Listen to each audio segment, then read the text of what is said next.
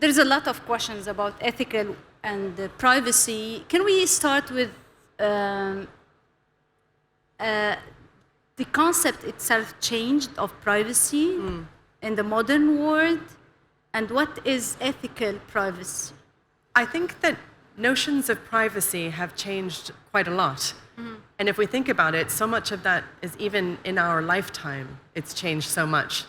Yeah. So I don't want to embarrass anyone by trying to guess anyone's age, but even since I was a child, if you had said to me then, one day you're going to have a telephone that isn't just a telephone, it's also a computer and a camera and a recorder for audio and a video camera, and it will have sensing technology in it that can track you everywhere you go.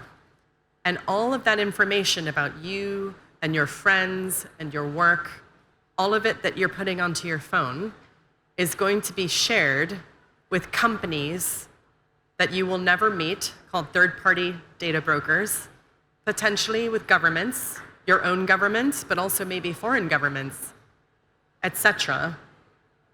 That would have been quite extreme.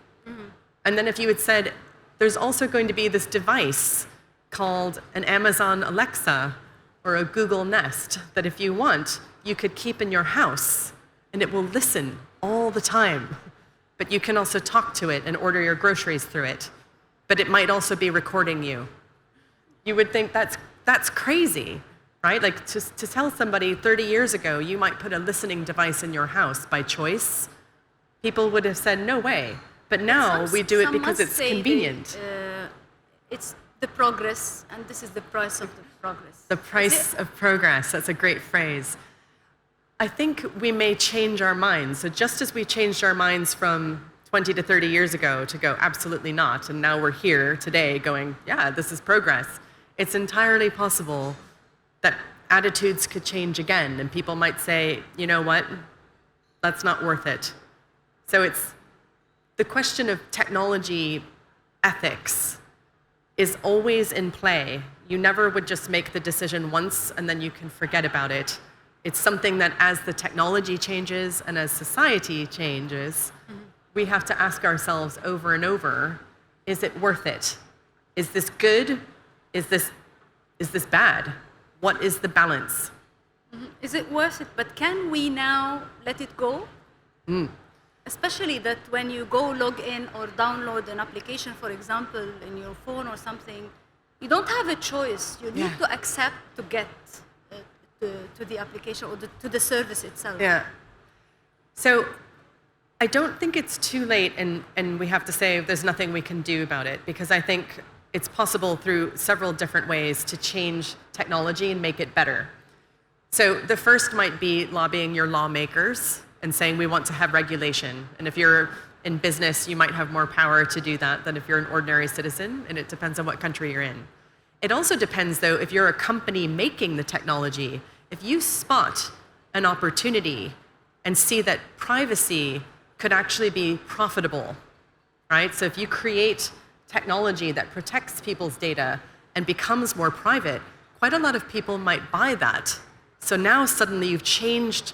Privacy is not a burden, privacy is an asset, and it's attractive. You can also, as a consumer, you're right, we were discussing beforehand that all of us have to just always click, I agree, whenever we go online, because if you want to access the website, you have to, right? It's not really a choice, and that's a bit cheeky. So the question really is, how do we move beyond that and get real consent, real information, and real choice? And again, that might be down to, there's a lot of young people who are here today and people who are building the technology. That could also be down to the technologists themselves going, how do we actually have a better relationship with our users, business, consumers, government, to give them more choice, which technologists usually love, right? Because we want to build technology that works for everyone, but we also love to build technology that's customizable, that's personal, because what you want from your technology might be different than from what you want. So to have those features, if privacy becomes a feature that people want, the market could shift. So It's not over. It's all still in play. Yeah, but who decides? Even the red lines, who draws them? I'm gonna borrow your expressions in your book. Technology is not neutral. Who draws the red lines? Who decides that the red lines were crossed? Yeah. So it's a great question, and we see this a lot in technology where people create something and they launch it, and then we see what happens. It's like science, right? And then if it's really bad, only then do we rush in and quickly clean it up, put some regulation in place, put some laws in place. So it's always, there's a lag. The technology used to come first, and then maybe you would clean it up afterwards if it was harmful. So the question is, can we flip that equation around and create a technology process where it isn't just the technologists drawing the line or the business people drawing the line, but actually making it much more democratic? And by that I mean things like, you could have people at the very beginning of a creation of a technology who are invited in to help think through the risks and the opportunities. So let's pick an example that we could probably all agree on, which is technology that children use. Children are really vulnerable with technology, right? They don't always understand when they're putting their data online what's at stake. They don't really understand what privacy means because they're children. And they also don't know that who they're interacting with online might not be who they claim to be. And if you're a parent, or if you're a teacher or a grandparent, you're worried about that. So how do we design technology that's going to respect and protect children's privacy? You would, for instance, want to involve parents, and you might even want to involve children in the design phase at the very beginning, but also all the way through. So just today, TikTok was announcing that there are children under the age of 13, which is the age in theory for consent with kids and data protection law. And they're influencers, and they're using this technology and they're putting it out onto the internet, which is a bit weird if you think about it, because they're technically underage. In theory, they shouldn't be on TikTok at all. So how did that happen? Is TikTok working with parents and teachers and people who look at data protection for children and children themselves to explain the risks and to protect them? So it's a really good example just right there that you wouldn't necessarily look at a little kid or look at their mom or their grandparents and say, you could be involved in creating technology, but in fact, they're essential. They have to be. But who should enforce companies to do so? To enforce the law? What is the law and the governments in this equation? Are governments in the digital era outplaced? So law is definitely one way that you could try to do something like this, but I think there's also the risk that everybody gets very worried that if we legislate and regulate too much that we destroy innovation, so that's a concern. There's also the fact, though, that there are many laws and regulations already on the statute books that don't get enforced, and regulators around the world, it's a common complaint that they feel they don't have enough resources to even enforce regulation. So although those are good paths to explore, I would also actually say that I think the advantage is more one of money. So if technology companies can say to the market, we are trying to be more ethical. We want children to be able to use our products safely. We want mom and dad, we want parents and teachers and school, because that's such a big problem for where technology abuse can happen is in school. We want them to feel safe, and so we're involving them. Nobody's making us do it. It's not a legal requirement. We're doing it because we like it. We think it's the right thing to do. And we want to have those relationships with our users and with their parents to help protect them. Then suddenly you've changed the conversation and you are leading the way. So there's that whole thing of, do you only do something that's good when it's a legal requirement? Or do you do something that's good because you want to be that kind of company or you want to be that kind of country? And it doesn't have to be the example I've been using here is with children, but it could be just as much so for the environment and climate change. It's something that will affect all of us. If we wait for governments or lawmakers and regulators to tell us what to do, that might not work. It might be too late. we can certainly welcome their intervention, but I think there's so much we can do that's faster. Business can often act much faster, and business responds to customers, and all of us are customers. Should be regulations organizing this technology work or companies in general. But the problem is which laws, in which country, or international, or under the UN. Yeah. I wish I had an easy answer for you. I think that part of the problem that we can all probably agree on here in this room is that so many of the big technology companies that we are all having to interact with come from a few countries. And yet the whole world has to live with their effects, right? So that's specifically with social media companies, and I'm sure I don't need to name their names. We can all imagine them.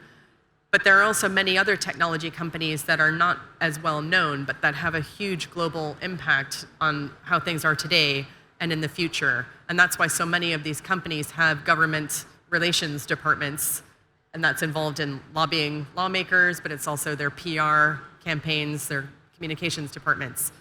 So again, the question becomes, how do you link the government activities of those companies to the public? Because otherwise what can happen is, imagine big oil companies or nuclear power plants, things that are really important. That's often happening as a dialogue between companies and governments, but civil society doesn't have a voice.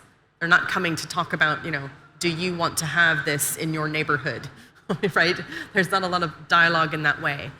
I think technology companies have an opportunity, because they're so involved in people's lives, to broaden that conversation so much more and make it where it's not just between governments and companies, or even just a handful of governments. Most people on Earth are not going to the World Economic Forum, or they're not lucky enough to get to come here to the World Government Summit. So we all have these conversations here. How do we then take it out to the people who are using the tech? We were talking before this session, and you mentioned, for example, the Germany and EU example of facing this data exchange from European nationalists to the US. Can we build in this experience? Is it effective? Yeah. So the example that I was giving, that if you live in the European Union, you benefit from a law that's called the GDPR, which is the General Data Protection Regulation. And that came into effect in 2018, and it protects the data of anyone living in the EU. Germany is a member of the European Union, so it benefits from that, but it also has its own national requirements. So because of its history with the Second World War, Germany has very specific laws about hate speech, which are different than from the United States, where I'm originally from, where we have something called the First Amendment, which makes it very difficult to regulate hate speech because we want to have freedom of expression. It's two good values with good intentions that are completely in conflict. They don't work. And because Facebook is based in the United States, it often likes to go with the US version of freedom of speech. But in Germany, it can't, because hate speech and denying the Holocaust in the Second World War is discussed in law. So they have to abide by German law in Germany, which means that Facebook has literally a different physical cost. It has higher staff. It has to pay more money to do content moderation in Germany alone. It doesn't apply to the rest of the EU. So they have the ability. They do have the ability, which illustrates the point that if Facebook wanted to be better at removing misinformation or disinformation or violence, it could. And this isn't to criticize Facebook, because I know they're trying very hard. They have a very difficult job because they have however many billion people using their site. That's a lot of content moderation, and artificial intelligence can't do it all. It can't even do most of it. So it can be done. The question is just the will. And that, again, maybe that's a good thing. Maybe that will inspire the people here to say, Facebook does respect national laws. So if you don't like how they're doing business in your country, you have power to change that conversation. They don't have all the power. We do. Mm-hmm. But don't you think sometimes, because we saw some Congress sessions trying to, in US, trying to understand. So my question is, do lawmakers understand the progress in tech or digital world? I would like to be fair to lawmakers and say that I think they are trying. I think specifically the US Congress, when they initially held some of their first hearings with Facebook, it was quite scary. They didn't know a lot. They got a lot of criticism for that. To their credit, when they had to interview Facebook again, you could tell that a lot of the congressmen and women and senators had done their research and gotten more information, and they had much better questions. I think the European Union, their lawmakers in the European Parliament, are very well researched and informed. In the United Kingdom, where I now live, in London, we would love to host Mark Zuckerberg in the Houses of Parliament to ask him questions, but he refuses to come, which is maybe interesting. Perhaps he's scared of our researchers, who are very good. So lawmakers, I think, are coming up to speed. Part of the problem is, if you're a lawmaker, you have so many other responsibilities. You're dealing with COVID, pensions, education, jobs, trade, tax, and it can feel like technology is just one more thing on your list. And I guess what I would say here to anybody who's thinking about this is, it's actually the opposite. Technology is going to be part of every single thing that government does. So you must have people who are advising you about political risk and technology, ethics and technology, the future of regulation or trade, or where you're vulnerable in your supply chain. Technology has become an issue of national security, and I don't just mean that in like a terrorism sense. It's an issue where you need to make sure that you're leading and aware of all of the standards, because it's not just for now, it's for your country's future. So I think I think all lawmakers are waking up to that, and they're at different stages in terms of how they're dealing with it. It's very critical. But Yeah. how can we reach ethics in the digital or tech world? Do we need an oath? We maybe do need an oath. So we were talking about this, and I mentioned it in my book. In medicine, at least in the Western world, and not all doctors do this, but it's something that they can do if they want. There's something called the Hippocratic Oath. And this is where a doctor, when they graduate and they become a doctor, will swear this oath, and it's to first do no harm. And there are principles of medical ethics that they sign up to, which is about, what is the best duty of care that a doctor has to their patient, right? Because doctors are literally dealing with life and death, but they're also dealing with quality of life. So you have to decide, and you work with the patient, and it's viewed holistically. There's an argument that technologists also could take something like a Hippocratic Oath, so that when they are graduating from university or whatever training programs they're doing, they take ethics as part of their training, so that they are trained to think about the consequences of what they're building. So if you're going to build a nuclear power plant, you also need to be thinking about nuclear weapons. If you're going to be working in artificial intelligence and you're thinking, this is amazing, we could use AI to discover new medicine, that's wonderful for humanity. But you're also thinking, we could use AI to build some of the most terrifying weapons humanity has ever seen. So if you think about the average person when they come out of university, they're 22 years old? That's a lot of power for someone so young to get to work on technology. And if you only train them in mathematics and science and engineering, and you don't train them in ethics as well, there's a risk there.